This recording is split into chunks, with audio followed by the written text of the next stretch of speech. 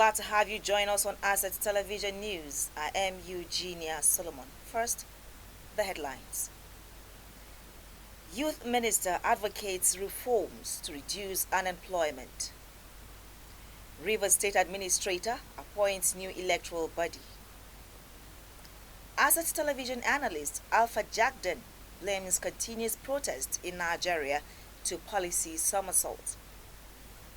Well, the news in detail. The Minister for Youth Development, Ayodele Olawande, has advocated for more reforms that would enable corps members become more relevant in today's job market. The minister made the statement in his goodwill message at the opening ceremony of the 2025 National Youth Service Corps NYSC Annual Management Conference held in Abuja. Olawande, who advised that there should be national internship scheme that would be solely for youth empowerment, also pledged the continued support of his ministry for the NYSC. In a statement signed by the Acting Director, Information and Public Relations, Caroline Embu, the Director General of NYSC, Brigadier General Olakunle Nafiu, in his address said the annual management conference serves as a platform where the scheme's top management and other key officers critically review the activities from the past year and develop new strategies for enhanced performance in a new year. He added that the conference would also help to establish a new agenda for the scheme in its dedicated efforts to take the center stage in its pursuit of national development.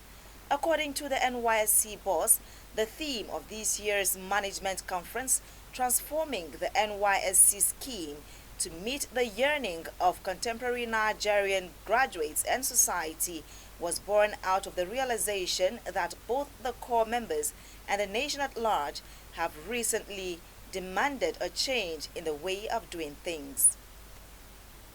Well, the sole administrator of Rivers State, Vice Admiral Ibokete Ibas, has approved the appointment of a new chairman and members of the Rivers State Independent Electoral Commission. According to the statement, the new chairman, Dr. Michael Ekpai Ode, will work with 6 members and 4 professors. The appointment was announced in a government special announcement issued by the Secretary to the Rivers State Government, Professor Ibibia Worika. The statement, which was sent to newsmen, said the appointment takes effect from Monday, 7th of April 2025. Well, a guest on issues of the moment, Asset Television's current affairs program, Alpha Jagden, has stated that series of protests in Nigeria is as a result of policy somersault by successive administrations. He made this remark while featuring as a guest on Wednesday's edition of the program. According to him, if government had taken the economic situation of the citizenry seriously, there would not be reason for mass protests. Majority of the protests actually took place when the PDP was in power. And if you look at it today with the benefit of hindsight, the bottom line is that the opposition cashed in on certain policy, I wouldn't want to call it failures, of the PDP. Policy somersault. Very good, to eventually bring itself to where we are today. The APC has taken over, and since the APC took over, the major protest we've had is the NSAS protest, the one that took place a few days ago, Take It Back protest, yes, and one other one. But if you want to look at it from this perspective, what impacts is government even feeling when Nigerians go out? That's the question. Majority of it. On the recent spate of protests in the country as a result of economic hardship, Jagden traced the root of the problem to President Bola Tinubu's Inauguration Day speech of the removal of subsidy. Look at what Nigerians are complaining today mostly is hunger. What led to this hunger? Transportation and lack of it. Because if you look at what is going on in the agri subsector, most especially the perishable part of it, A lot of farmers will tell you that lack of access roads leads to post-harvest losses that at the end of the day is counterproductive as far as the farmer's effort is concerned. That is on the one hand. Coming to float the naira, when you have to exchange a dollar to the naira for about 1,500, 1,000, it got to 1,007, even 1,008 at some point. Yes. Now the only people that will tell you that was of some advantage to them are those who live overseas and have dollars to send home to probably buy property, to invest and what have you. But you and I that are domiciled at home, I mean, share your thoughts with me. Where has that taken us to in average Nigeria? Well, the public affairs analyst admonished the present administration to bring out policies that are people-friendly. During colonial times, Sao Tome became a pivotal center for sugar production, relying heavily on enslaved African labor, making it the first plantation economy in the tropics based on sugar monoculture and slave labor, a model later exported to the New World. Sao Tome and Principe are island nation in the Gulf of Guinea of the western equatorial coast of Central Africa. It is located relatively close to the coast of Nigeria, with a joint development zone established for oil exploration in the area.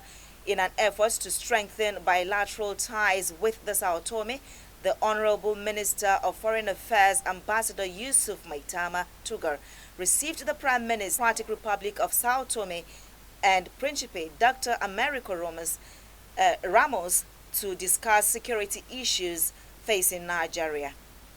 Today, I have the honor of receiving the Prime Minister of Sao Tome and Principe on behalf of His Excellency, the Vice President of Nigeria, Kashim Shettima, who unfortunately, even though he was looking forward to receiving him, had to attend to another assignment as delegated by Mr. President. Sao Tome and Nigeria share a common history. They share a lot of economic ties, and they share overlapping territorial waters and economic zones. So the discussions centered, of course, first and foremost around the security of those territorial waters, the Gulf of Guinea. We have what has become an exemplary model in maritime collaboration and cooperation between two countries, which is the Nigeria-Sao Tome Joint Development Zone, as administered by the Nigeria-Sao Tome Joint Development Authority. Today, while on the foreign scene, South Korea has unveiled a $2 billion emergency support package for its crucial export-focused car makers, warning that U.S. President Donald Trump's 25% tariffs on the sector could be a significant blow. Last week, Trump announced sweeping and punitive tariffs against the United States' biggest trading partners, the most severe of which are due to come into force today. Goods from South Korea are set to be taxed at 25%. Trump also imposed steep tariffs on foreign-made cars sold in the United States, raising concerns over the global economic outlook and leaving Asia's further largest economy scrambling to respond, while the government has also pledged to take flexible action depending on the level of industry damage going forward. In the world of sports, the governor of Ondo State, Lucky Aiyedatiwa, has approved the dissolution of the management board of the Ondo State Football Agency. This was contained in a statement issued by the governor's chief press secretary, Ebenezer Adeniyon. According to the statement, the governor has, however, immediately set up a caretaker committee to manage the affairs of the agency, which is in charge of the Sunshine Stars and Sunshine Queens football clubs. With that sports story, we end the news. Do well to follow us on all our social media platforms for more updates and programs. On behalf of the entire news crew, I am Eugenia Solomon. Thank you for watching.